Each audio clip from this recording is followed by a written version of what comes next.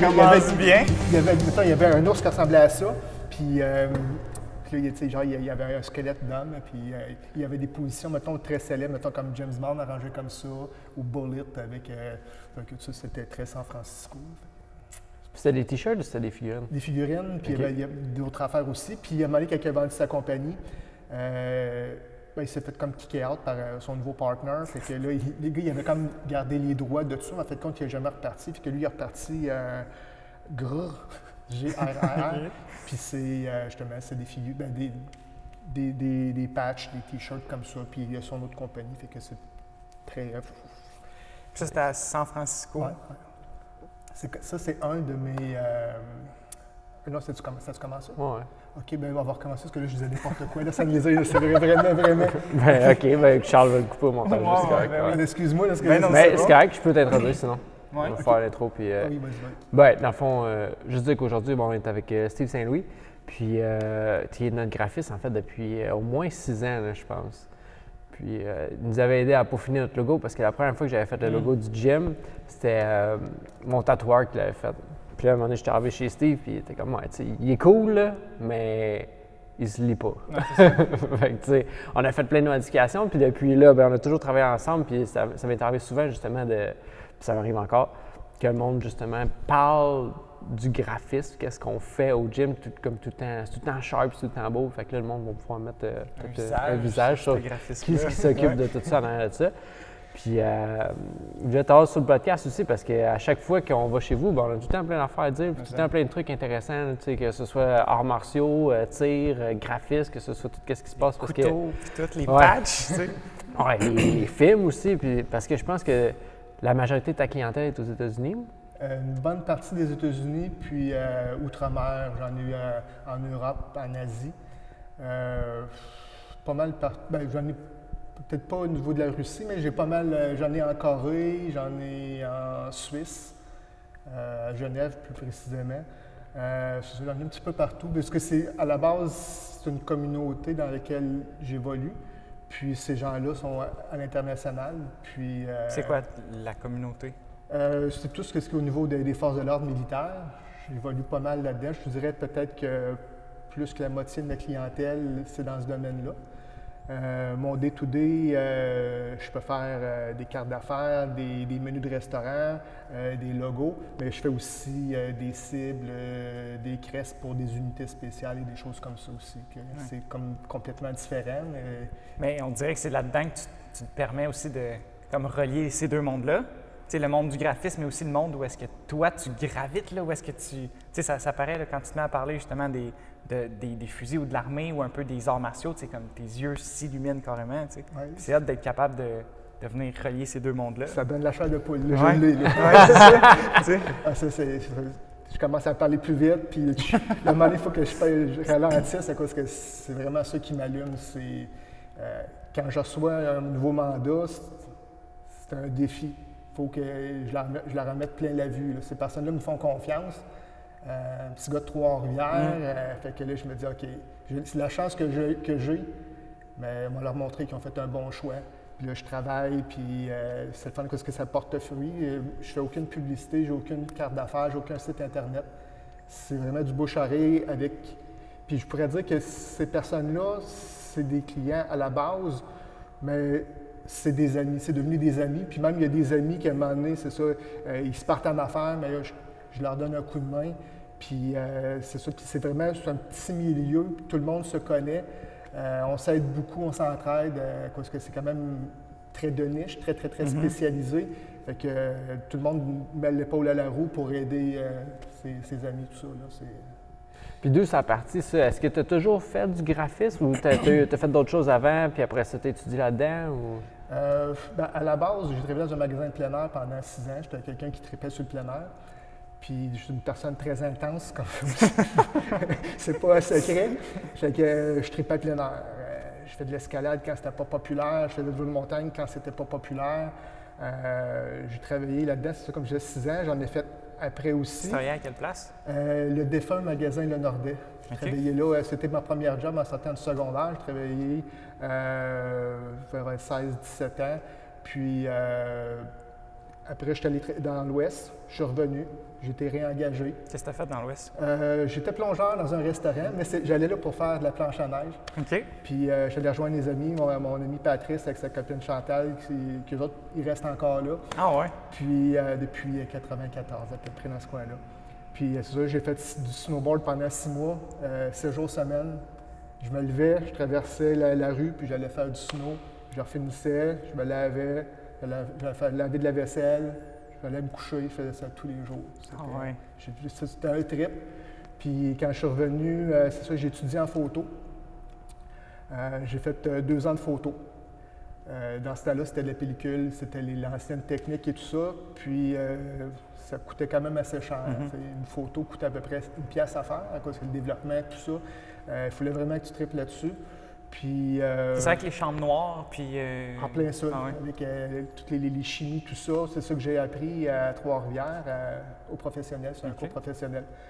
Fait que j'en ai fait un peu, puis à un moment donné, c'était beaucoup de choses à faire pour pouvoir pratiquer ce métier-là.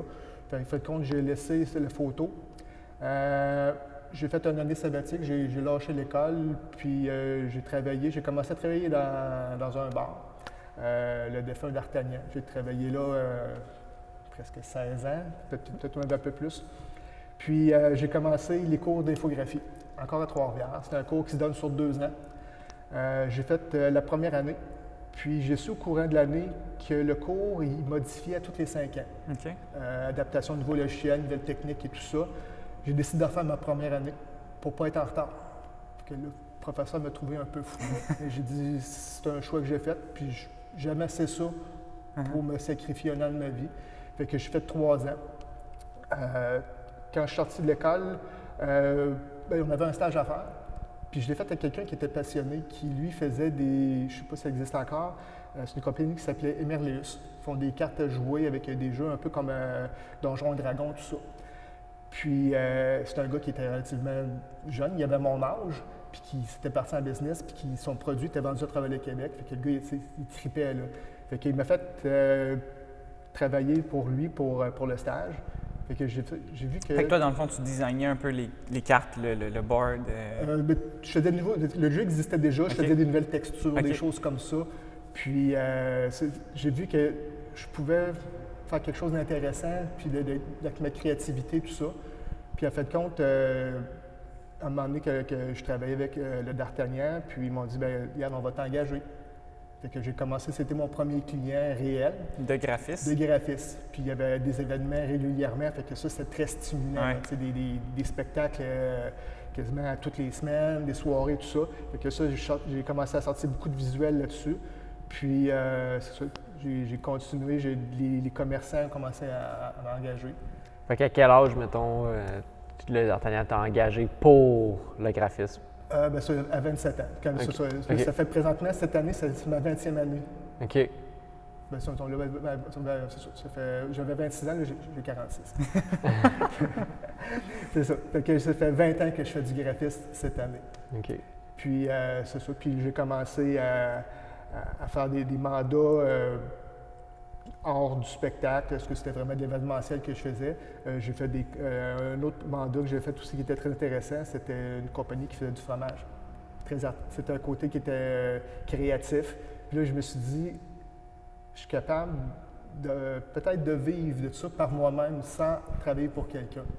Je suis quelqu'un assez... un électron libre, qu'on appelle. Fait que je me dis, je pense que si je fais ça, je pense que je vais être capable d'avoir du plaisir en faisant ce métier-là. Puis, à un moment donné, j'ai travaillé avec un de mes amis qui s'appelle Éric Turcotte, un gars de Trois-Rivières. Puis, on a parti une compagnie qui s'appelait Mercure. On a développé une plateforme qui, avant pas avant Internet, mais avant Facebook, qui s'appelait Go3R, qui était un site qui parlait de toutes les entreprises de Trois-Rivières, tout le côté positif. On n'avait pas de faits divers, d'accidents, des choses comme ça. C'était vraiment tout ce qui était positif. Puis on a fait des pages, comme un peu une page Facebook, pour les entreprises qui ne pouvaient pas se payer un site Internet. OK. Fait qu'on avait commencé à développer ça, puis ça allait super bien. Vraiment, on voulait même le faire sur un système de franchise, puis de le faire dans différentes villes, Go de Québec, Go de Montréal et tout ça. Puis la ville de Trois-Rivières a parti quelque chose qui était similaire, Puis en fait, compte, ça a comme coupé un peu l'herbe sous le pied. Fait que là, c'est mort de sa belle mort. Mais le projet était très intéressant, était très viable.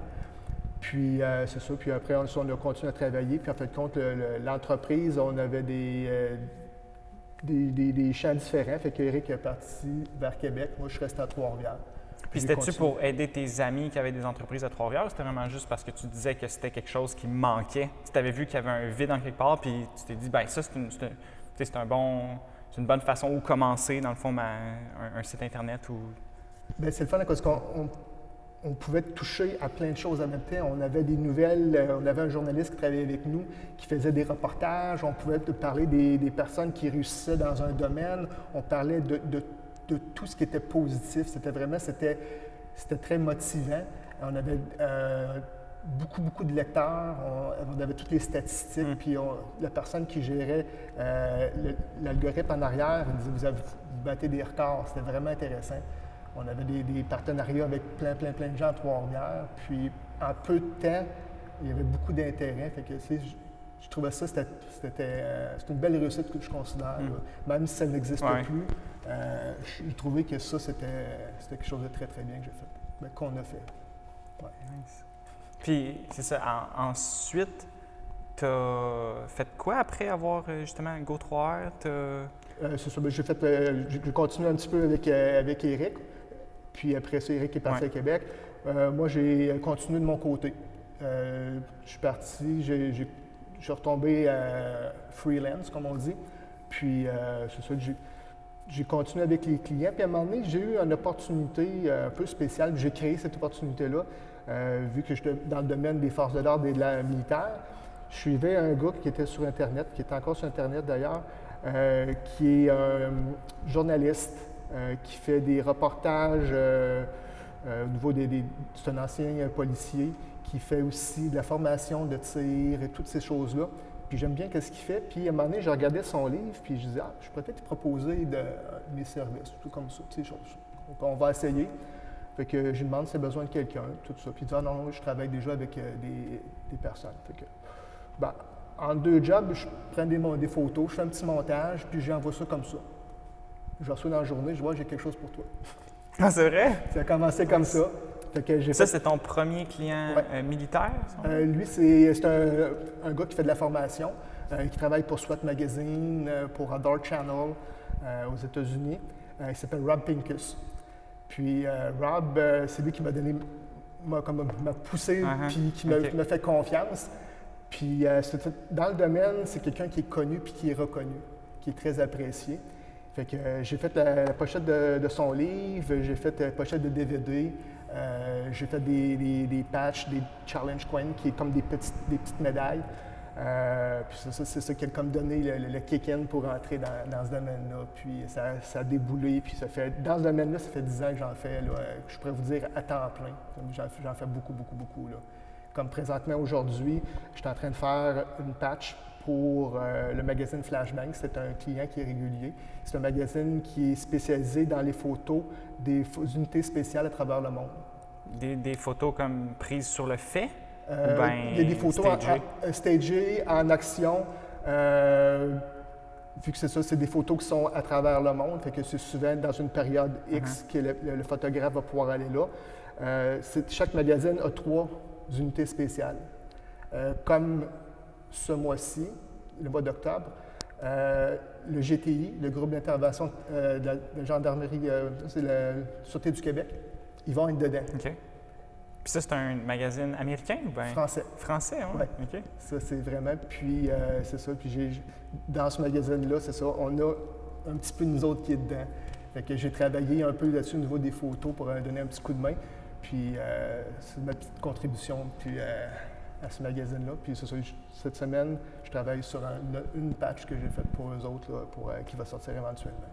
Est-ce que tu t'es toujours, mettons, intéressé à ce milieu-là? Tu sais, même avant d'en faire, avant d'avoir ce premier contrat-là, est-ce que c'est de quoi qui t'intéressait? Est-ce que tu sais, je sais que tu as une bonne collection de films chez vous. C'est le genre de truc que tu t'informais sur une base régulière, que tu étais passionné par, puis quand tu as eu le client, tu étais comme, oh, tu sais, ça fit dans mon centre d'intérêt, tu sais. Ou tu tu as eu ce client-là, puis après ça, tu t'es dit, bon, ben, crime, J'aime ça. je trouve ça cool, qu'est-ce qu'ils font, puis je vais m'intéresser de plus en plus à ça. Et j'avais un intérêt qui était très, très fort parce que j'ai la chance de faire ce que j'aime dans la vie.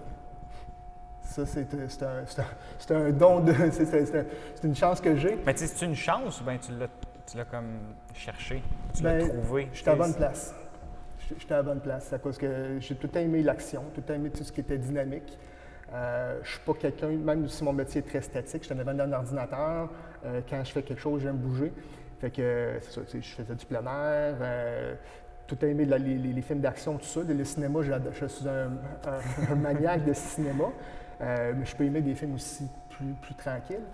Mais on dirait que plus que je fais des choses, puis plus que ça s'imbrique un dans l'autre, ça veut dire que peut-être que je suis à la bonne place au bon moment.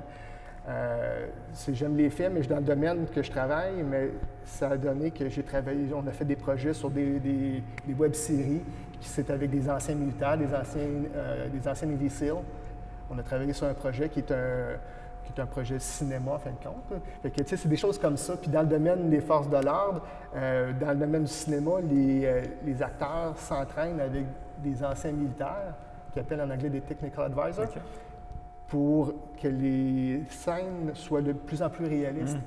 Fait que moi, en étant un maniaque de cinéma, un maniaque de militaire, en travaillant dans le domaine des forces de l'ordre et tout ça, fait qu'à un moment donné, tout s'imbrique. Tac, tac, ça avance, puis c'est ça qui me dit, OK, bon, tu es à la bonne place, puis c'est très, très stimulant.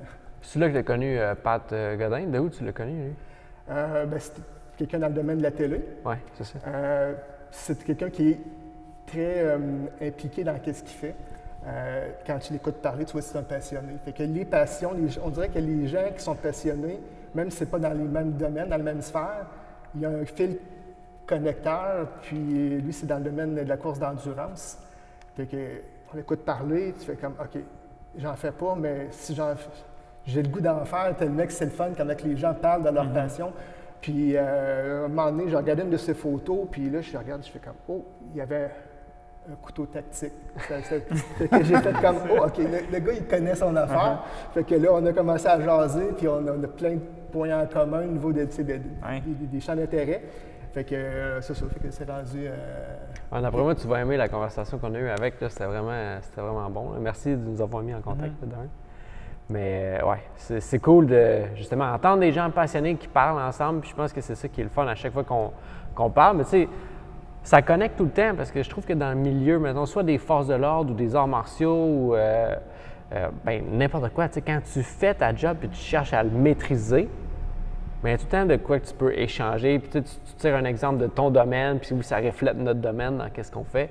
Puis est-ce que, je pense que ça fait longtemps aussi que tu fais des arts martiaux?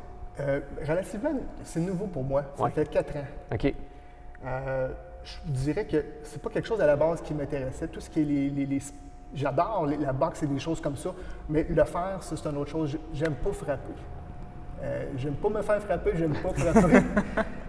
Puis, parce que j'ai 3 frères, dont 2 frères qui pratiquent le judo. Depuis longtemps, eux autres? Oui. Mon frère Claude est ceinture brune, mais mon frère Yves est ceinture noire depuis de nombreuses années, qui a eu des arrêts puis a continué tout ça, mais ça fait peut-être plus une trentaine d'années qu'il fait du judo. Puis, régulièrement, il me parlait, viens faire du judo, viens faire du judo. Là, je me suis dit, OK, moi, il est là, il va y fermer la trappe, il ne m'en parlera plus, ça va être fait, on va passer à notre appel. Bon, j'étais allé, je me suis acheté un judogi, il m'a fait une session, il m'a voir si Puis, je me suis fait pogner, j'ai aimé ça. Fait que je me suis dit m'en faire 2 fois par semaine, pour en faire assez pour pouvoir aimer ça. Mais en fait, compte, j'ai dit, m'en faire 3 fois. Puis, je me suis vraiment impliqué au dojo, le Fujiyama, je me suis vraiment impliqué dans le dojo. Puis, au niveau du graphisme? Du graphisme, puis je fais partie aussi du comité avec Robert Arbour, qui est le sensei. Il me fait beaucoup confiance, puis c'est le fun parce qu'avec les personnes dans lesquelles je gravite, il y en a, c'est des mentors. Fait que j'ai réussi à avoir, mettons, dans les forces de l'ordre, dans le graphisme, dans ce domaine-là, dans le judo, c'est Robert. Puis c'est des amis. Fait qu'ils me font confiance, puis c'est ça, c'est très... c'est le fun là, parce que plus que je m'implique, je fais pas ça pour recevoir, mais j'ai rencontré des gens qui sont exceptionnels. Je le fais parce que c'est une discipline qui est très intéressante, mais aussi c'est la communauté qui est alentour, parce que c'est du bon monde. Fait que je le fais pas juste pour vouloir faire des combats, mais c'est si je suis gagnant en le pratiquant. Oui. C'est pas d'être. Tu dirais que la majeure partie des gens qui vont là, est-ce que c'est pour apprendre à se défendre ou est-ce que c'est vraiment une philosophie de vie qu'ils vont chercher là? T'sais, parce que moi, en tout cas, ce qui m'intéresse drôlement des arts martiaux, c'est oui d'avoir l'aspect de comme on va être capable de se défendre si jamais il arrive quoi que ce soit, mais le fait aussi que ça t'apprend tellement, on dirait, sur la vie, sur d'être dans des positions qui sont inconfortables, puis d'apprendre justement à te ramener à ce qui est vraiment important. Puis, on dirait que tout ce que tu apprends au dojo, ben, tu peux l'impliquer dans ta vie maintenant sans nécessairement devoir te battre. En fait, j'imagine que tu veux éviter ce moment-là. Tu vas en impliquer pas mal plus que de te battre, dans le fond. Ouais. C'est ça à faire. Parce qu'à la base, le fondateur du judo, Jigoro Kano, il a fondé le judo pour créer des meilleurs êtres humains. Ça, c'était sa philosophie. Puis quand on pratique le judo, on le voit que c'est ça. C'est que oui, on apprend un art martial. Moi, c'est plus l'art martial que la discipline sportive olympique. C'est un choix que j'ai fait. Comment tu décrirais la différence entre les deux? C'est basé un petit peu moins sur la compétition. C'est du judo de recherche. C'est un peu de peaufinement des techniques et tout ça. Nous, on pratique aussi le Kosen Judo, qui est le judo au niveau du sol, au Newaza, qui est 80% au sol, 20% debout. Et le judo est 80% debout et 20% au sol, approximativement. Puis c'est ça, c'est un choix que j'ai fait, puis que je suis bien là-dedans. Je ne suis pas quelqu'un qui est compétitif. Fait que quand j'ai trouvé ce judo-là, j'ai trouvé que ça, c'est fait pour moi. Tantôt, on parlait justement, qu'est-ce que les gens vont aller chercher là-dedans? C'est que dans ce judo-là, c'est vraiment l'interactivité avec les gens. Il y a des gens qui vont là pour la discipline sportive au niveau du cardio. Il y en a que c'est au niveau social. Il y en a comme moi qui travaillent entre quatre murs, puis j'ai besoin de voir des gens à un moment donné. Je vais chercher ça là-dedans. Le dépassement de soi-même, des fois des accomplissements c'est des ceintures. Moi, mon but, c'était d'être ceinture jaune. Puis j'ai fait, OK, c'est réalisable. Ça, c'est la deuxième. C'est ça, c'est la deuxième ceinture. Mais tu sais, c'est de se mettre des petits challenges, de faire des mouvements qu'on ne pensait pas être capable de faire. C'est aussi... comment je pourrais dire ça? Là, je te cherche mes mots. Excusez-moi. Non, c'est correct. Mais tu disais tantôt, tu vas sûrement le retrouver, mais tu disais que tu n'étais pas compétitif. Puis une chance, tu n'étais pas compétitif parce que, tu sais, mettons, quand je suis arrivé chez vous, puis là, tu avais tes bouts de manche que tu mettais accrochés au gym, tu sais, pour faire tes moves avec tes élastiques. J'étais genre, tu sais, si tu avais été compétitif, là, tu en aurais ramassé une coupe puis tu aurais mis encore plus d'énergie là-dedans. On dirait que tu es juste... Tout ce que tu fais. Ouais, passionné par la vie, par qu'est-ce que tu fais. Tu sais, quand tu fais quelque chose, tu es là puis tu le fais au complet, tu sais. Ça, je trouve ça fou. Bien, c'est ça. Il y a comme une phrase que j'ai entendue, c'est faire peu, mais faire mieux. Je fais pas beaucoup de choses, mais je m'implique beaucoup. Puis je me dis, si ça vaut la peine que je prenne du temps, mais ça vaut la peine que je m'investisse. C'est pour ça. Fait que chez moi, j'ai eu la chance d'avoir de l'espace. Fait que je me suis fait un dojo pour pouvoir pratiquer. Puis ça a donné que le COVID est tombé. Fait que ça me permet de m'entraîner à la maison. Ben c'est ça, c'est ce que j'aime, c'est que moi, la compétition, je la fais envers moi-même. C'est d'être une meilleure personne à tous les jours, d'être meilleur qu'hier, puis de même être meilleur qu'aujourd'hui. Mais la même chose dans ma discipline, c'est que c'est pas d'être meilleur que la personne avec qui je travaille. Moi, ce que j'aime, c'est que si je suis capable d'y montrer tout ce que je sais, c'est-à-dire que j'ai bien fait ma job, puis s'il est meilleur que moi, tant mieux.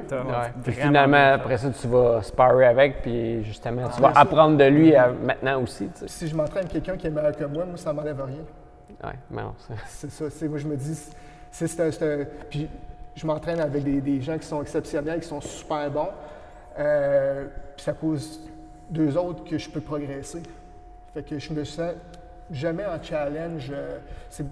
S'il y en a un, c'est très positif à cause que je m'entraîne avec des personnes qui ont des compétences exceptionnelles. Puis je me dis, hey, ce monde-là, ils me donnent toutes leurs connaissances. Ça fait 30 ans, 20 ans, 10 ans qu'ils font du judo. Puis ils me donnent ça à moi. Fait que je dis, je vais leur rendre honneur, me donner tout ce que je peux. Je vais être là à tous les cours. Mettons, à 4 ans, j'ai peut-être raté peut-être 5-6 cours. C'est juste quand que je fais mes voyages, que je ne suis pas au dojo. Sinon, je suis tout le temps là. Je me dis, la personne, elle est là. Moi, c'est comme si ça paye que je sois là. Fait que ça, je fais. Bien, puis aussi, c'est une culture qu'il y a à ton dojo, d'aider ton prochain. Puis j'imagine que tu vois les gens qui t'aident, puis tu as juste le goût de faire pareil parce que tu vois le bien que ça te fait à toi. Puis c'est profond, là, tu le ressens, tu te dis « Wow, mais cette personne-là, elle pourrait être ailleurs ou elle pourrait juste garder ça pour elle. » Mais non, elle décide de vraiment partager ça. Puis c'est vrai que ça, c'est profond quand tu te mets à y penser qu'elle a développé un art depuis tellement de temps. 30 ans à développer un art. C'est fou, là. Il n'y a pas beaucoup de gens qui font ça. Ouais, puis je pense qu'on s'en rendait... on rend pas assez hommage à ce monde-là. On l'oublie que ça, c'est quelqu'un qui a été dans cette discipline pendant 30 ans, puis il y en a tellement à apprendre aux autres. Mais des fois, il n'y a pas de diplôme, il n'y a pas ci, il n'y a pas ça. Fait que, en société, on valorise pas ça autant que ça devrait l'être. Mais être capable de suivre un maître, puis il y en a appris des affaires dans sa vie, ce gars-là. Là. Puis il y en a vu des... Puis encore là, c'est pas nécessairement par rapport à la vie tant que ça, mais qu'est-ce qu'il a appris sur le matelas, ça, il peut te le transférer, puis ça se transfère à la vie, là. C'est pas... Mais je dirais qu'il a appris aussi sur la vie, parce que le judo, c'est ça, parce que c'est vraiment...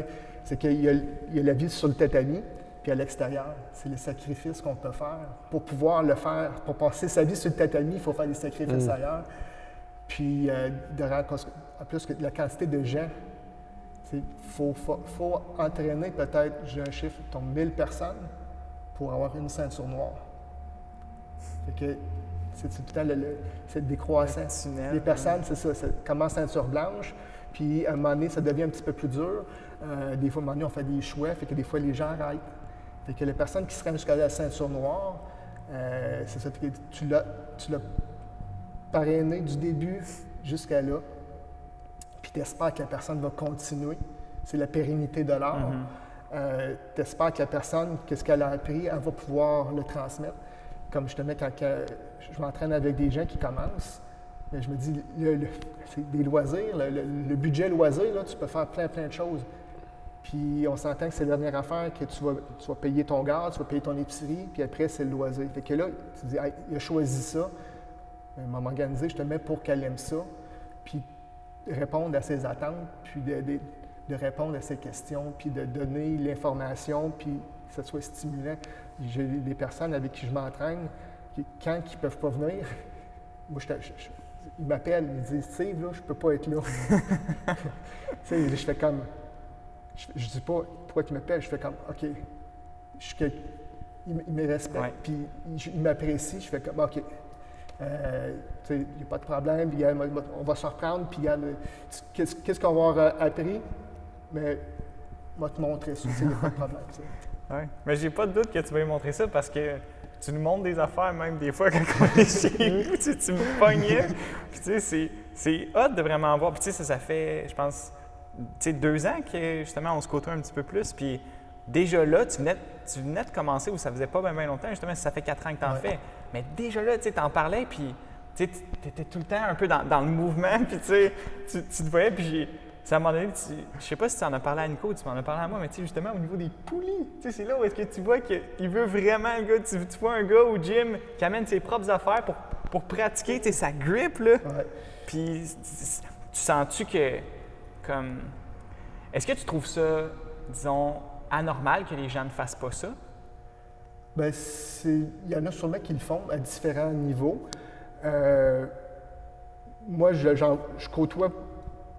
Vu que je ne suis pas dans le domaine de compétition, je ne vois pas le monde à l'extérieur. C'est sûr qu'il y a des gens qui sont 100 fois plus intenses que moi, parce que il y a des médailles à gagner, puis ils ont des entraîneurs que leur vie est basée là-dessus. Moi, je suis pas de ce calibre-là. Je suis un passionné, mais j'ai pas de diète ou il y a des gens de compétition qui vont s'entraîner 6 heures par jour, 3 heures le matin et 3 heures le soir.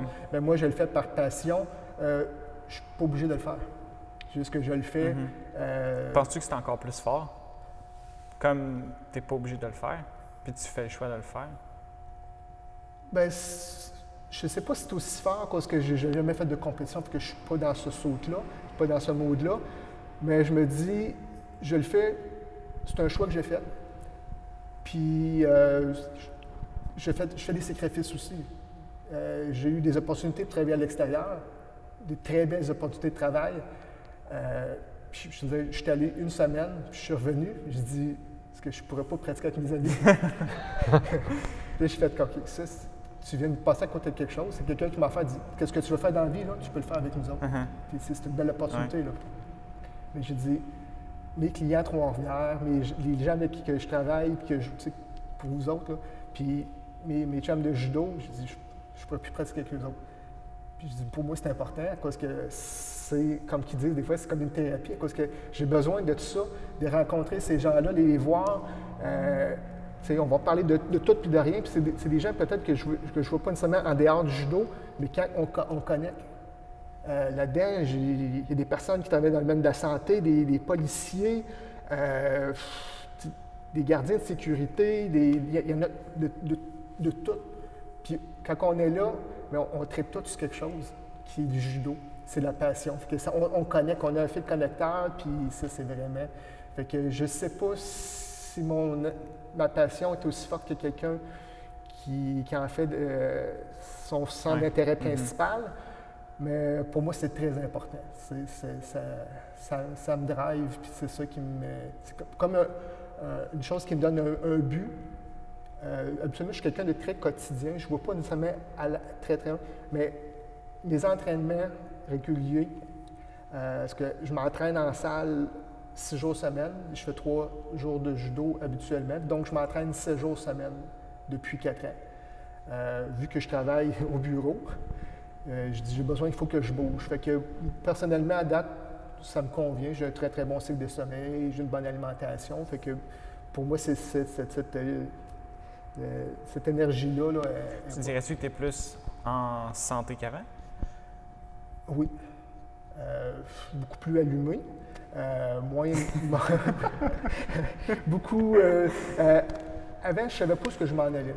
Là, j'ai des centres d'intérêt. Puis, je peux me développer là-dedans.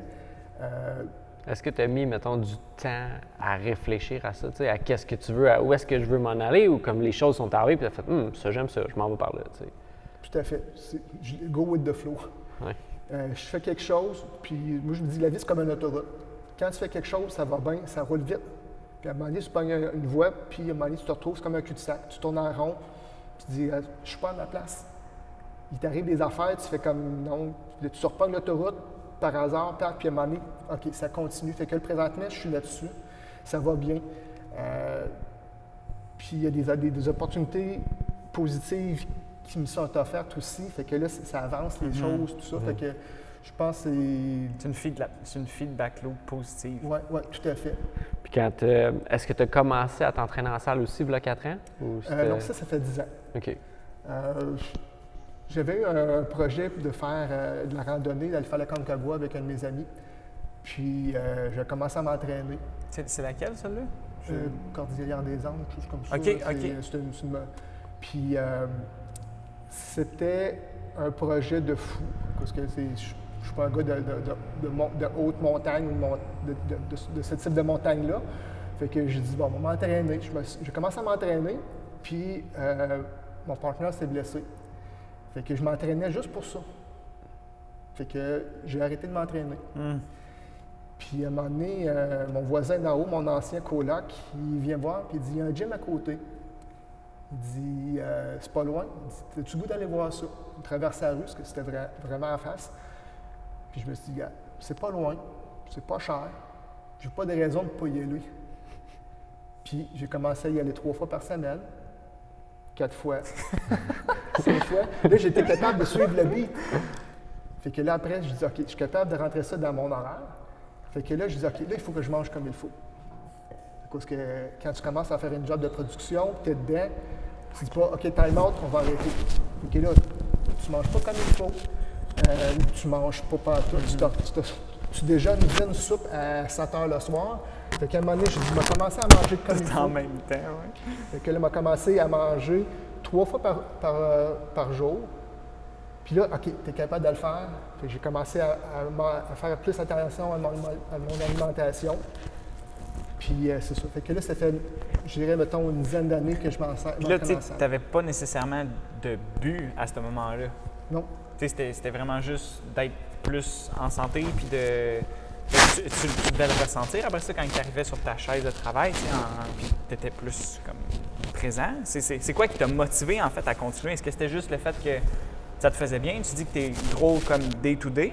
Parce que tu sais, c'est pas rare que le monde s'entraîne pour manger plus puis manger moins bien, tu sais. Puis toi, que tu aies fait tu t'es dit, bon, ben je m'entraîne, fait qu'il faut que je mange mieux. Tu sais, c'est quoi ce principe-là? Parce que tu aurais pu juste t'entraîner puis dire, bon, ben c'est correct si je m'entraîne. T'as-tu vu à l'entraînement que si tu manges moins bien, mais ton training il est poche, tu files mal, tu n'as pas de gaz? Y a-tu quelque chose que tu as pris conscience là-dedans? C'est une discipline que j'ai commencé, parce que c'est facile de commencer à déroger, tu sais, m'a étiré un petit peu ma job, donc je ne vais pas m'entraîner, ou tu vas commencer à manger pas bien, mais là, tu vas au lieu de faire un cheat day, mais c'est un cheat week, puis à un moment donné, ça se trouve c'était une année.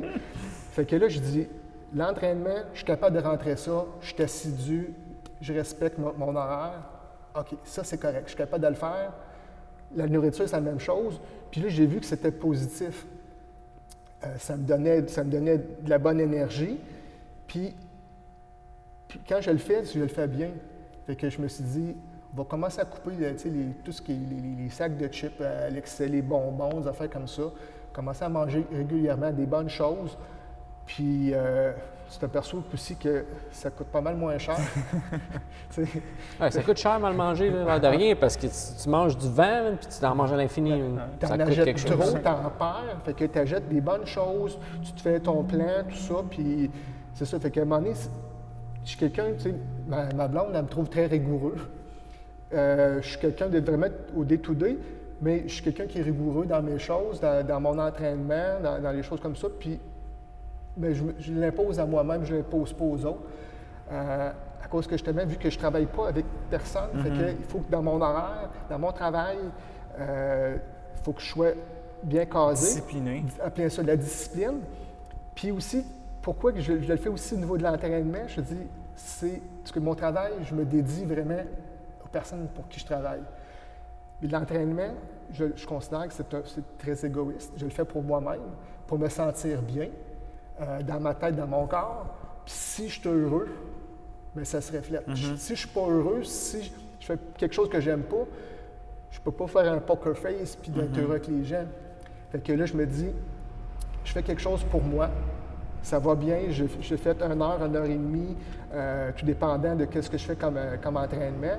Puis quand je sors de là, OK, j'ai fait quelque chose, même si, mettons, j'ai une journée, en parenthèse, qui était très dure, difficile, j'ai pas eu des bonnes affaires, mais le gym, ça fait comme une cassure. La même chose avec le judo. C'est arrivé une fois dans mon entraînement judo que j'ai pensé à quelque chose d'autre. Sinon, quand je suis là, je ne pense même pas à penser à quelque chose d'autre. À cause que il faut que je me concentre. Puis d'après moi, je suis un peu TDAH. Je ne suis pas diagnostiqué, là, mais d'après moi, je serais curieux. Ouais, mais tu sais, ça, qu'est-ce que ça veut dire? Ouais. Moi, je Non, mais tu sais, je te parle, puis je pense déjà à 3-4 affaires d'avance. Je suis un peu comme ça. Puis des fois, ça, il faut que je... Ça s'appelle avoir du fil dans tes idées, je pense. Être un génie, tu sais, en quelque sorte. Puis quand je suis sur le tatami, je pense pas à d'autres choses. Je pense à mes affaires, faire bien les choses. Puis ça, j'aime ça. C'est vraiment déconnecté. Des fois, ce que tu sais... T'es déconnecté ou t'es connecté, tu sais, à ce moment-là? Oui, je me déconnecte pour mieux me connecter. Ouais, je pense que c'est aussi de... Tu sais, tu as une job qui est tellement mentale où est-ce que c'est beaucoup penser, c'est beaucoup cognitif. Mais je pense que d'avoir un moment dans la journée où ce que c'est pas penser, c'est fait, tu sais. Soit dans le mouvement, puis bouge. Puis tu sais, feel là, c'est pas je pense à mon move. Non, tu sais, au début, oui. Ouais. Comme n'importe quoi, tu drilles quelque chose, mais après ça, c'est rendu instinctif, puis tu bouges avec ce que tu ressens que tu dois faire. Tu y penses pas à tes moves. Puis je pense que des arts martiaux, c'est quand tu te mets justement à penser à quel move je devrais faire, puis c'est-tu bon si je fais ça?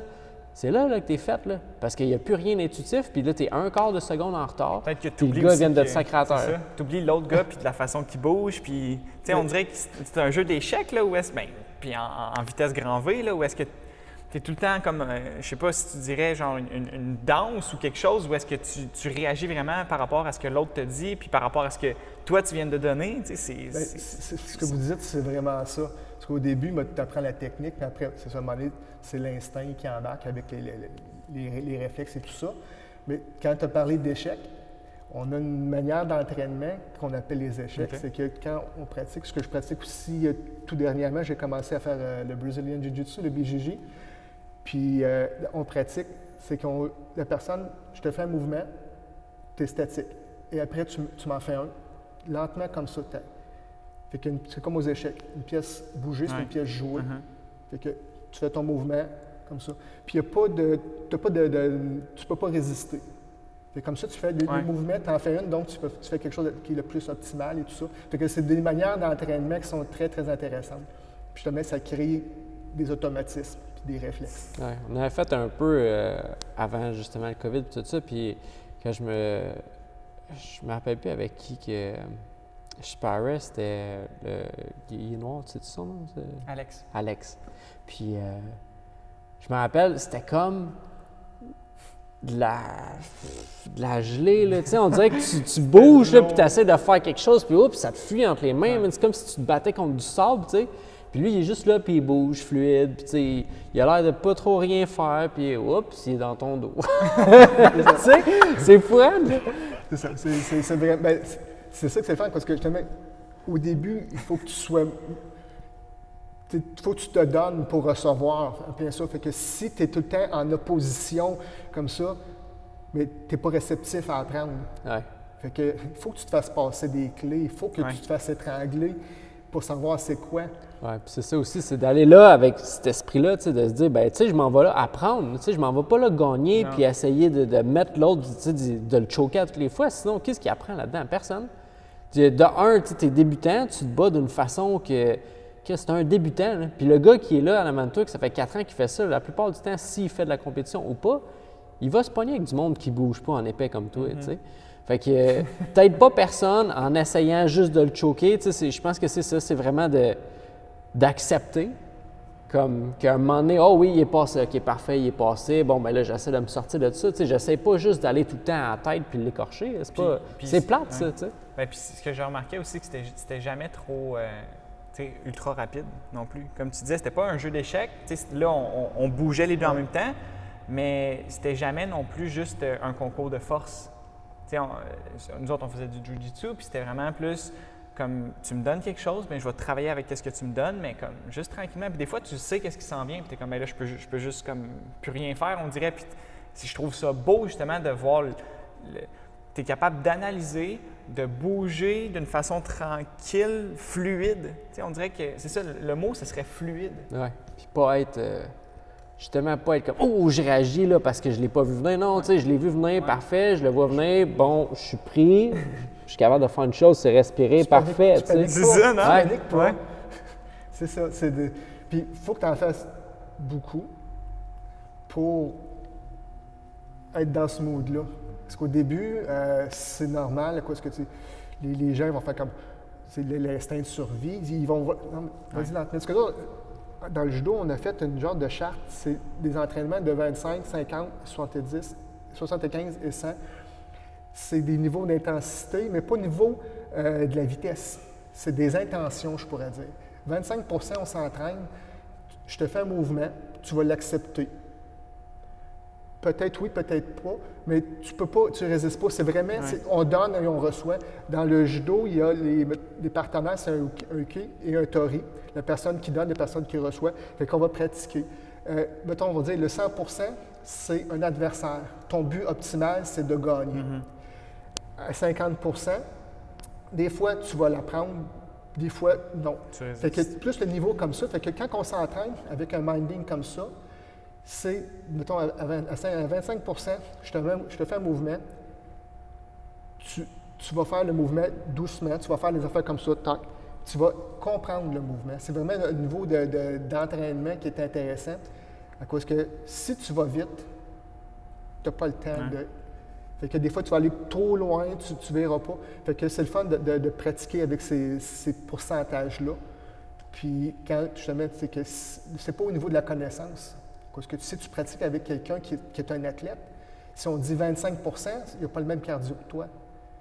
Que le gars, il s'entraîne, on va dire, genre 7 heures par jour, puis c'est pour ça, fait que, puis mettons que le monsieur, que lui, il est camionneur, puis qu'il vient une fois par semaine, son 25 c'est pas la même affaire. C'est vraiment les intentions. Ouais. Fait que ça c'est une manière d'exprimer ce qu'on veut dans un entraînement. Ça, je trouve ça c'est intéressant.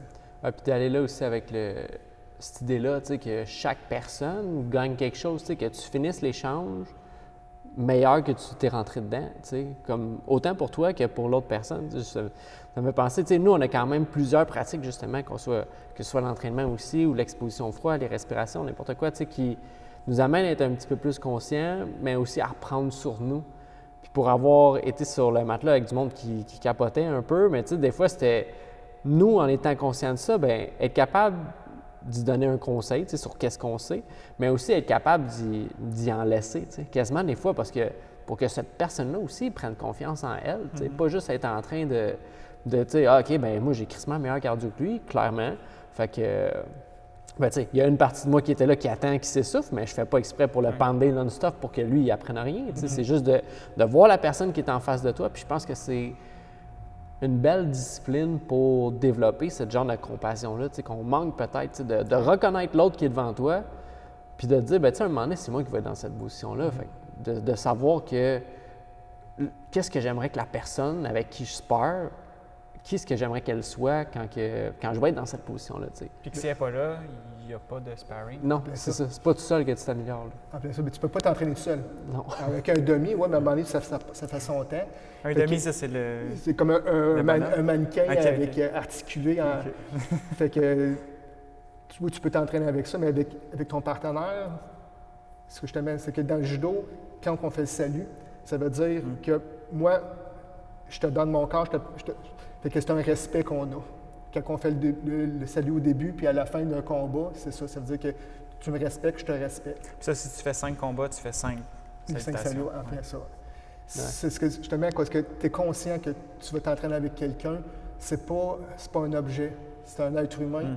Puis c'est un échange de connaissances que tu peux t'entraîner avec quelqu'un, c'est la première journée, mais il va faire quelque chose, tu fais comme « Qu'est-ce que tu as fait là? Wow! Comment tu fais ça? » Parce que peut-être que lui, c'est un instinct. Peut-être que le gars, tu ne sais pas, mais c'est peut-être un gymnaste. Il y a une autre vie en dehors de ça. Fait que tu fais comme « OK, j'aime ça. Comment tu as fait? Moi, je n'ai jamais été capable de faire ça. » Tu sais, tu peux apprendre, là. C'est pas à cause que tu es en haut de la tablette que tu ne regardes pas en bas, là. Fait que tu peux regarder, d'apprendre, puis c'est ça qui est le fun, à cause que c'est de l'humilité. Parce qu'il y a quand même beaucoup de facettes au niveau du judo, c'est justement le don de soi, tout ça, puis c'est l'humilité. Fait que tu peux apprendre de quelqu'un qui commence. Puis si tu as le courage d'apprendre de cette personne-là. Mais dans le judo, je dirais, les personnes, c'est une discipline qu'on aime ou on n'aime pas, mais c'est que c'est beaucoup d'humilité. C'est le don de soi, parce que quand tu veux faire évoluer quelqu'un, il faut que tu sois son partenaire d'entraînement, fait que c'est toi qui vas chuter. Il y a beaucoup de développement de confiance puis de l'autre là-dedans. Je trouve que c'est tellement une belle discipline, là, tout ça. Puis tu parlais de moves justement qui étaient plus innés. Je me rappelle, j'avais fait de quoi, puis je m'étais comme étalé sur quelqu'un avec mes coudes, puis là, il était plus capable de bouger, puis il y en a un gars sur l'autre mat qui checkait, puis il a vu ça, puis il dit « Ça, tu sais, t'as fait ça tout à l'heure. » Puis j'étais comme « Je sais pas ce que j'ai fait. » Genre, il dit « Ben, tu sais, justement, tu l'as fait sans savoir, mais même que tu en prennes conscience, justement, de qu'est-ce que tu t'as fait, puis comment tu passes pour aller là. » Ben, il dit « Ça va devenir super bon, ça, parce que moi, c'est de quoi que je faisais souvent au début avec mon background de lutte. » Puis il dit après ça, il dit « Tu as la personne, puis tu peux faire exactement ce que tu veux avec. » J'étais comme, tu sais, c'est hâte d'avoir ce réflexe-là sans que tu le saches, puis c'est hâte qu'il y ait quelqu'un qui te dise que c'est bon que tu aies ce réflexe-là. Parce que moi, tout ça, j'aurais jamais. Ça aurait peut-être Tu passé sais, comme ça. après 3 fois, là, 3-4 fois, tu sais pas qu'est-ce que tu fais. Là. T'es là, puis j'étais encore. Tu poses des questions, t'es comme, oh, ben, tu sais, c'est quoi le but? Tu sais, qu'est-ce qu'on fait? Oh, super, OK, bon, ben, parfait. Puis là, qu'est-ce que je devrais faire? Tu sais, c'est Ouais. tellement de questionnements. Mais ce qui est beau, puis Steve il me l'avait dit aussi il y a longtemps quand tu voulais qu'on aille essayer le jiu-jitsu, le judo, pardon, c'est que les gens vont s'arrêter en plein combat, puis ils vont te montrer quelque chose. Tu sais, moi, ça arrivait souvent, où est-ce que je me faisais choquer, par exemple, puis t'es comme, regarde qu'est-ce que je viens de faire. Puis là, il me le faisait, puis là, il me dit, OK, ben maintenant, fais-le moi. Mais tu sais, c'était du moment où est-ce que lui, il prenait de son sparring pour m'expliquer quelque chose. Puis c'est beau, tu sais, Ah, c'est du don de soi, comme tu disais. Tu sais, c'est vraiment une culture au niveau de cet art-là que je trouve qu'on n'a pas peut-être assez dans d'autres disciplines. Ben, c'est ça, c'est ce que je me dis. Habituellement, tu vas t'entraîner avec des personnes qui sont meilleures que toi. Mais ça, c'est très égoïste. Dans l'entraînement de salle, je le fais pour moi, puis dans le dojo, moi, on va arrêter. Au début, mettons, on fait un randori qui est un combat. Fait que la personne, elle va commencer. Fait que moi, expliquer quelques débalancements, quelques mouvements. Parce que mon but, c'est pas de te montrer que tu sais pas faire. Tu connais pas les techniques. Je vais t'expliquer quelques affaires pour que tu aies du plaisir à le faire. Parce que moi, je veux que tu aimes ça. Je veux pas juste te montrer que oui, je suis capable de passer mes connaissances sur toi puis de tout maîtriser. Non, je veux que tu aies du plaisir, puis regarde, OK, tu vas tirer, des balancements, tous ces petits détails-là. Puis parce que souvent, on fait une rotation au niveau des entraînements avec d'autres partenaires, puis là, il va faire comme ce qu'il a appris avec moi, ce que j'ai montré, il va pouvoir le faire. Fait que, tu sais, c'est ça que j'aime, tu sais. Puis je me dis, je montre 3-4 affaires, juste pour qu'il y ait une petite affaire dans son coffre à outils qui puisse avoir du plaisir pendant le cours. Ouais. Mais c'est ça, tu sais, moi je me rappelle, c'est ça, là c'est le temps du sparring. Je sais vraiment pas quoi faire. J'ai rien dans mon coffre à outils, puis j'ai déjà entendu sur des podcasts que la plupart du temps, les gens qui se blessent ou qui blessent les autres, c'est des ceintures blanches parce qu'ils savent rien. Je suis comme là, je veux vraiment pas blesser personne. Fait que, tu sais, cette personne-là prenait tout son temps pour m'expliquer comme 3-4 affaires que je pouvais faire. Puis après ça, oui, on roulait. Puis tu sais, là, j'étais capable avec l'autre personne j'avais quelques affaires dans mon coffre à outils, mais c'est vraiment beaucoup de gratitude pour les gens qui pratiquent cet art-là. C'est comme une balance. Parce qu'au début, quand tu commences, la seule affaire que tu as, c'est de la force. Oui. Peu de connaissances. Puis à un moment donné, la connaissance surpasse la force. Puis ce qui est le fun avec les arts martiaux, c'est qu'à un moment donné, avec l'âge, habituellement, on est un petit peu moins fort. Mais la connaissance, ça va tout le temps rester là. Il y a des personnes qui pratiquent le judo à des âges très avancés. On parle de 70, 75, 80. Ils pratiquent le judo. Pas au même niveau quand ils avaient 20 ans, on est conscient, mais ils pratiquent encore. Puis c'est des maîtres dans l'art. C'est des personnes qui ont dédié, comme Robert. Je vais dire dans le tour de peut-être 50, 60 ans qui pratiquent le judo. C'est ça, tu sais, c'est toute une vie, là. Une vie sur le tatami, une vie enseignée. Il a entraîné des gens pour l'équipe nationale. Puis là, dans la phase du judo présentement, c'est du judo de recherche qu'il fait. Il a délaissé au niveau de la compétition, c'est le transfert de connaissances pour former son objectif, c'est former des ceintures noires. Est-ce qu'il y a quelqu'un qui peut reprendre sa place, là, présentement? Les personnes qui sont là, bien, Robert, il va continuer à faire du judo. C'est ça, c'est de former des personnes qui vont pouvoir succéder à son enseignement. Puis, de la manière qu'il l'enseigne, les gens qui sont là, ils sont réceptifs à cette technique, à cette manière-là d'enseigner. Puis, avec son background de vie, à un moment donné, vous allez le rencontrer, vous allez voir, c'est quelqu'un qui a toutes les histoires, les souvenirs qu'il a, que tu fais comme « Ah, c'est le fun! » Tu sais, j'ai un ami qui c'est Robert Arbour, là. Tu l'écoutes parler, tu fais comme « Il est allé partout, il est allé en Pologne, en Allemagne, faire du judo. » Tu sais, fait que tu dis des sacrifices, c'est qu'il me disait qu'il restait là 1 mois, puis à la fin, quand il revenait, il restait 2 piastres dans ses poches. Il allait avec peu de choses. C'était pas le gouvernement qui. Fait que tu y vas avec tes petits sous, puis tu vas t'entraîner avec des personnes qui ont fait les Olympiques. Puis quand je montre des photos, il dit lui, je me suis entraîné avec. Oui. Et, Kimura, là, le mouvement, la clé, Ouais. il s'est entraîné avec. Avec le gars. Le gars qui a inventé la clé qui mourra. C'est ça. Fait que, tu sais, c'est pour ça, tu sais, c'est c'est d'avoir dans son cercle d'amis Des gens comme des ça. gens comme ça. Moi, je suis chanceux parce que les personnes, j'ai comme 3 mentors, on pourrait dire. Il y a Marc Ludwig, qui est mon professeur de graphisme, qui est un très bon ami. Puis qui est encore dans ta vie. Oui, on s'est vu la semaine passée. OK. C'est lui qui m'a montré les bases, puis des choses que j'utilise encore, les alignements, des choses comme ça, ma manière de penser. Les principes de graphisme. Puis les principes qu'il y avait, on regardait dans les magazines américains, des affaires très... On checkait des vidéos, La Nuit des Publivores, qui est les meilleures publicités à travers le monde, au niveau des visuels, au niveau des animations, tout ça. Ça l'a catalysé des informations, ma manière d'être en tant que graphiste. Patrick Ma, qui est un très bon ami à moi, qui reste à San Francisco, qui est designer, qui est concepteur de vêtements, qui est un artiste, qui fait des choses exceptionnelles. J'ai la chance que ce soit mon ami. Au début, j'étais un fan de son travail. Puis quand je suis allé à San Francisco, je l'ai rencontré, on est devenus amis. Quand je voyage, je vais le voir. Fait que c'est mon ami. Puis c'est la même chose de catalyser les vêtements qu'il a développés. Tout ça, c'est devenu des vêtements tactiques, de plein air tactique. Tout ce qu'il a développé, c'est devenu des icônes dans ce domaine-là. Puis Robert, dans le domaine du judo, c'est mon ami, c'est un mentor, c'est la manière, sa philosophie, sa manière de penser, ça me rejoint beaucoup. Fait que c'est des personnes que je suis chanceux d'avoir eu dans ma vie. C'est des personnes que j'apprécie vraiment beaucoup. Mais il y a beaucoup de gens sûrement qui ont rencontré ces gens-là, mais qui peuvent pas dire que c'est des amis, comme tu dis. T'sais, ou est-ce que toi, j'ai l'impression que quand tu vois un autre humain, puis tu sens que cet humain-là, il est à sa place, puis il est comme fondamentalement comme bon, puis il veut ton bien.